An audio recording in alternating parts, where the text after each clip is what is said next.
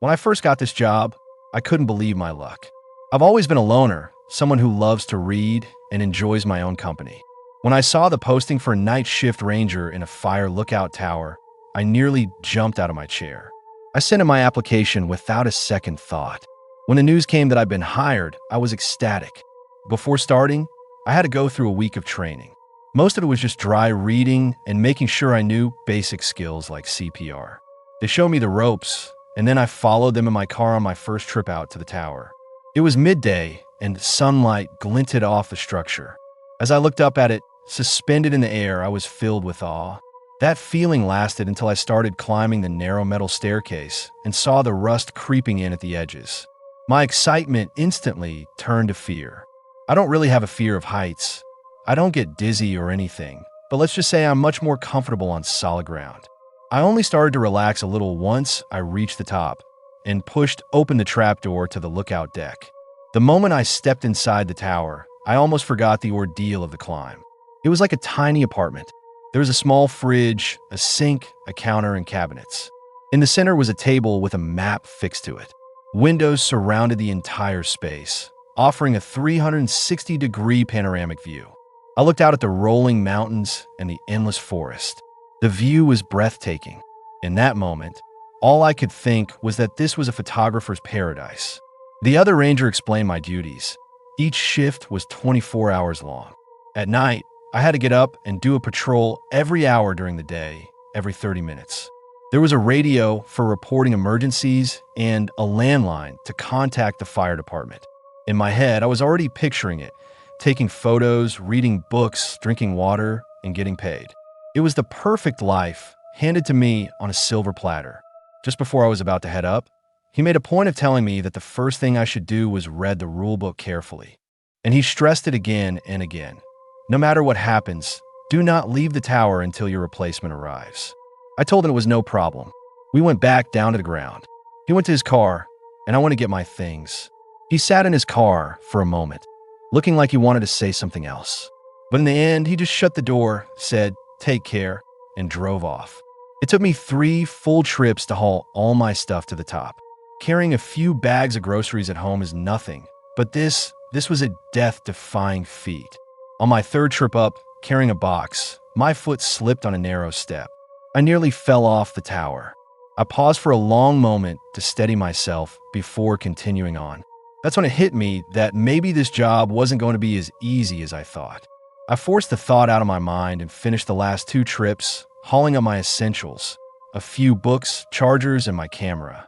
After the last trip, I collapsed into a chair, almost falling asleep on the spot. Just then, a burst of static crackled from the radio. I shot up and grabbed the receiver. "Hello," I said. No response. I figured it was the last ranger's subtle way of reminding me it was time for a patrol. I was exhausted from the 3 trips up. I glanced at the time. Crap, it had already been nearly an hour. I slowly walked a lap around the tower, carefully checking the forest in all directions. No sign of smoke. After my first successful patrol, I rewarded myself with a bottle of water and started unpacking my supplies. The cupboards weren't empty, but they weren't exactly a foodie's paradise. A nearly full shelf of canned baked beans didn't do much for my appetite. Still, it was fine. The reserves were enough to last a few shifts. I put my bread on the counter and the cold cuts in the fridge. Next time I went back to town, I'd have to buy some decent food.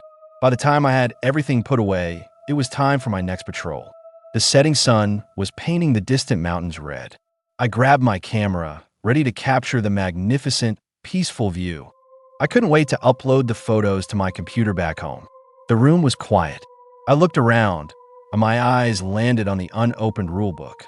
I sighed, picked it up, and sat down in the chair. Honestly, I could practically hear it yawning at me. It felt like opening it would put me to sleep instantly. But the moment I opened the cover, a piece of notepaper slipped out. I picked it up. The handwriting looked rushed, and the ink was a little smeared. It read, "The real rules for the night watch. No matter what happens, do not leave the lookout tower unless you are officially relieved. Between 2 o'clock and 3 a.m. every night, turn off all the lights. If you receive a radio or phone call during this time, do not answer. If someone knocks on the trapdoor, Tell them to wait until morning. Do not open it. If you see a glowing object floating toward the tower, do not look at it.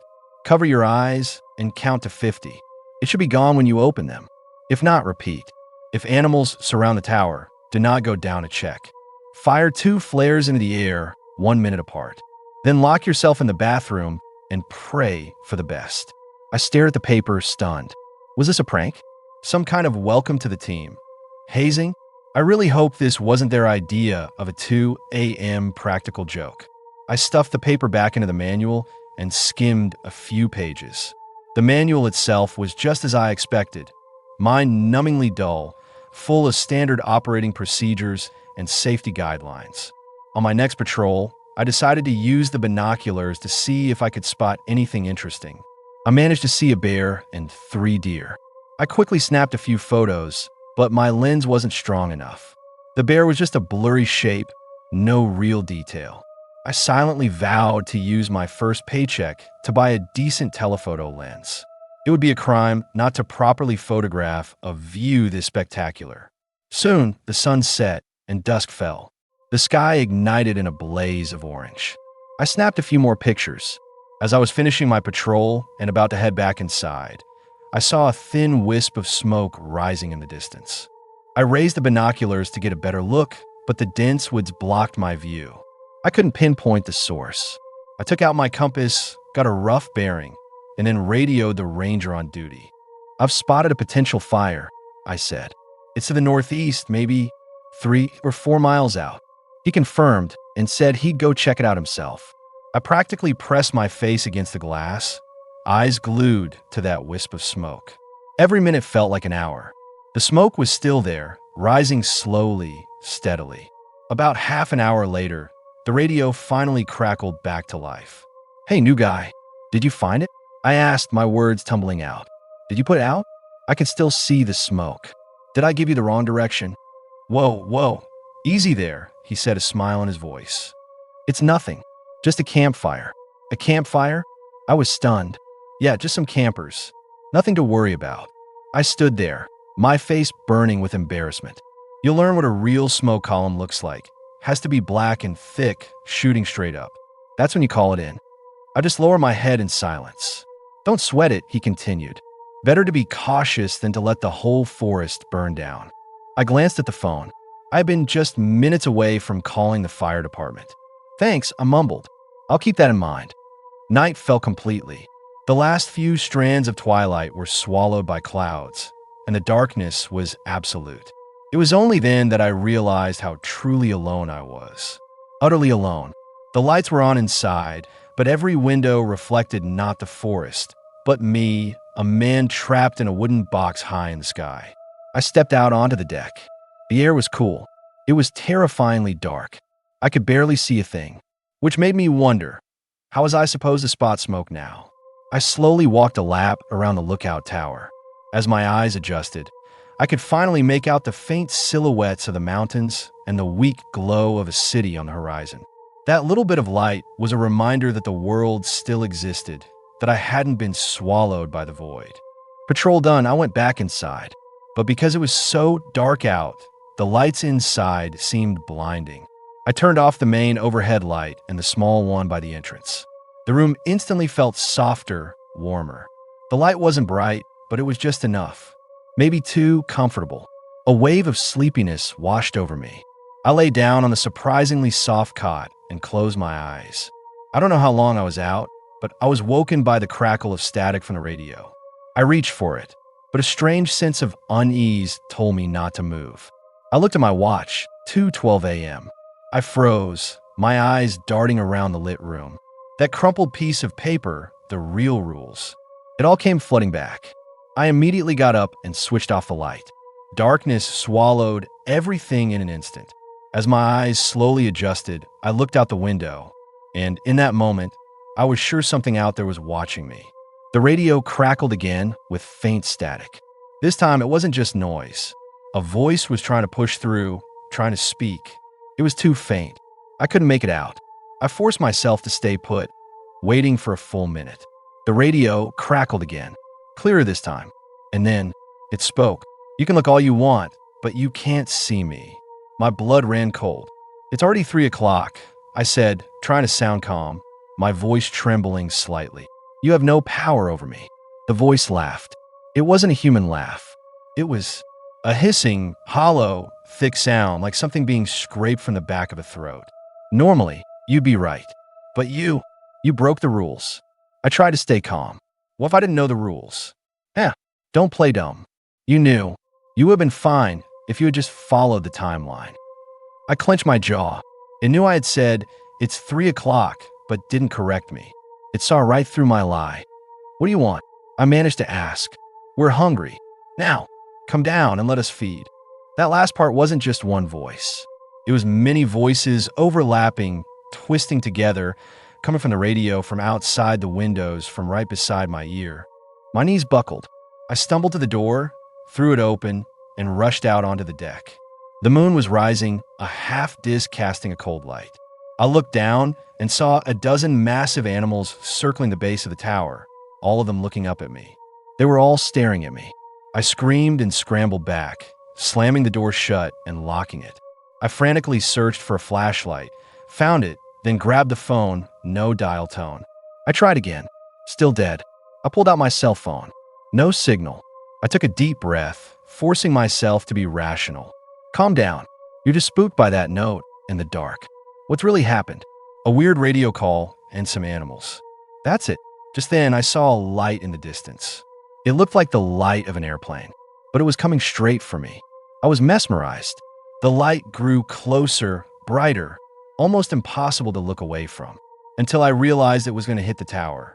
I leaped to the other side of the room, trying to hide behind what little furniture there was. I dragged a chair in front of me as a shield and squeezed my eyes shut. I think I might have mumbled a prayer. If I get out of this alive, I swear I'll be a better person. Time crawled by, each second falling like a grain of sand. Nothing happened. I peeked open my eyes. The light was gone. I let out a breath of relief, wondering why I hadn't heard any engine sounds. And then I realized something. I rushed to the desk and pulled out the real rules. If you see a glowing object floating toward the tower, do not look at it. Cover your eyes and count to 50. It should be gone when you open them. I read the words and stood there, frozen. I had broken so many rules. At first, I thought it was some kind of prank. But the radio, the glowing object, the animals circling the tower, none of that could be explained away as a joke. I had broken another rule. I hadn't fired the flares like I was supposed to. I quickly rummaged through the emergency supply cabinet and found the flare gun and 2 red flares on the bottom shelf. I ran out onto the deck, but another thought popped into my head. Wouldn't firing a flare risk starting a forest fire? Wasn't my whole job to prevent fires? Before I could wrestle with that contradiction, I heard a strange sound. I held my breath and listened carefully. It wasn't one sound, but many sounds woven together, low, guttural, and filled with a kind of wild agitation. I carefully peeked over the edge. Below, the animals were growling restlessly, their claws tearing at the ground as if they were trying to dig something up. I took a step back, quickly loaded the first flare, and fired it into the air. The flare shot up like a drop of red blood against the night sky, hung there with an ominous glow, and then slowly fell. I watched its landing spot intently, making sure it went out. The last thing I needed was to have to deal with a fire. I waited a moment, then fired the second one, watching it just as carefully. Once I was done, I followed the instructions, went back inside, and hid in the tiny bathroom. As long as I didn't go downstairs, I knew they couldn't get to me. The radio suddenly sputtered to life with a pop, making me jump. "Look out, 5. We saw your flares. We're on our way. Are you injured?" "Not injured," I said. "I'll explain when you get here." "Roger that. On our way to your location." I leaned against the wall, trying to calm my nerves. I even started thinking that if I made it out of this alive, my next job would be in the city. I'd sell coffee, groom pets, anything. I also wondered how I was going to explain all this to the other ranger. Was I supposed to say, "There is a pack of animals staring at me from the bottom of the tower," and I freaked out? As my mind raced, I suddenly heard heavy footsteps on the wooden stairs below. I glanced at my watch. Almost 10 minutes had passed. I came out of the bathroom, walked to the trapdoor, and spoke into the radio, "You got here fast." "What are you talking about?" The ranger's clear voice came back. "I'm not there yet." I froze. The footsteps were still coming up. "Where are you now?" I whispered. "I can see the tower's silhouette. Still about a mile out." His words hit me like a hammer to the chest. I slowly, very slowly, pulled my hand back from the latch I was about to undo. "Which direction are you coming from?" I asked, keeping my voice low. "Southeast." I looked in that direction, and sure enough, a pair of headlights was approaching the tower from the distance. Just then, the radio crackled again, but this time, the voice was different. "Lookout 5, disregard that last transmission. I'm here now. Let me in." I stared down at the trapdoor, as if it were some living thing waiting for me to open it. "Let me in," the voice repeated, more urgent this time. I took a step back, and a violent pounding erupted from below. The whole tower shook. I stumbled back inside and jammed the chair against the door. It was the only piece of furniture I could find. "Lookout 5. Lookout 5. I don't know who you're talking to, but that's not me. I repeat, do not open that door." I scrambled back into the bathroom, locked myself in, and huddled in the corner, clutching the empty flare gun. The pounding grew more violent with each blow. The wood groaned, each impact threatening to tear the room apart. I closed my eyes, and this time I truly prayed. And then, the sound of salvation. I heard the engine of a pickup truck getting closer and closer, until it stopped. Silence fell. It was followed by gunshots. Multiple shots in rapid succession. Then a pause, then more shots. I almost started to cry. Someone was really here. The pounding had stopped the moment the truck arrived. The radio crackled again. "All clear, lookout 5. You can open the door now." Filled with gratitude, I put my hand on the lock, ready to welcome my rescuer. Just then, another, fainter voice came over the radio. "Don't open it. That's not me." My smile froze. A second later, a scream erupted. It was a gut-wrenching shriek, filled with agony and despair, that exploded from the base of the tower. I could hear tearing sounds, the snap of bones, gurgles, and low growls. I collapsed to the floor, curling into a ball. I squeezed my eyes shut, trying not to think about how the man who had actually come to save me was being torn to pieces by God knows what. The screams faded into the distance, as if the creatures were leaving. I sat there on the floor, hugging my knees and rocking back and forth, until unconsciousness finally claimed me. When I woke up, someone was calling my name. I opened my eyes and found myself surrounded by people in blue uniforms. They were too close. I scrambled backward in a panic until my back hit the wall. "Easy," one of them said. "You're safe now." I felt like a cornered animal, my eyes darting around, ready for a desperate fight. "Are you hurt?" another person asked. My mind raced as I tried to remember where I was. I looked out the window. It was morning. Sunlight bathed the ground, clouds drifted by, and the wind was gentle. Everything from last night came flooding back. I looked around the room again. Everything seemed normal. I'm not hurt," I told the paramedic. "Can you tell us what happened last night?" a ranger asked, stepping forward from behind the others. I glanced at the manual in the corner, the one printed with lookout tower duties. I almost told him to go read the rules himself. In the end, I just said no. "Can I go home?" The ranger stared at me, his eyes filled with frustration. He wanted answers, but I didn't have any, or rather, I had already given them. "Can he drive himself?" the ranger asked the paramedic. They did a quick check on my blood pressure, heart rate, and reflexes. "Physically, he's fine," the paramedic said. The ranger sighed. "All right, go, but I need to see you tomorrow." I nodded, gathered my things, and walked toward the exit. When I got to the trapdoor, I stopped. The door had been splintered open with an axe, the cracks like wounds revealing the dark stairwell below. I took the first step down, then the second. After a night like that, it would be pretty ironic to just fall down the stairs and die. I gripped the handrail tightly, practically hugging the railing as I moved down one step at a time. Down below, it was a flurry of activity. A few people in gloves were collecting shell casings from the ground and sealing them in plastic bags. There were patches of blood on the ground, but no bodies, not human, not animal. I saw a blood trail leading deep into the woods, like something had been dragged away. I stood on the last step for a long time, not sure if I could actually set foot on the ground. Eventually I did, and then I ran. I scrambled into my car, started it, backed up, turned around, and floored it down the gravel road. Just then, a deer ambled out of the woods, right in front of me. I slammed on the brakes. The tires skidded on the gravel, stopping just inches from it. It stood perfectly still, just staring at me. When I got a clear look at its face, my heart sank. There was blood on the corner of its mouth and on its nose. But the most terrifying part was what was tangled in its antlers. A scrap of cloth printed with a forest ranger patch. Its eyes stared at me, just like the voice from last night.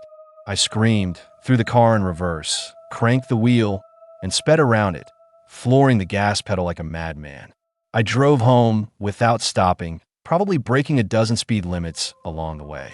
The second I got home, I called my boss and quit on the spot. Then I started packing my bags and looking for jobs in the city. A warehouse night shift, a mall security guard, I didn't care as long as it wasn't a forest and a tower. And if any job comes with a manual full of weird rules, I'm walking out. No questions asked.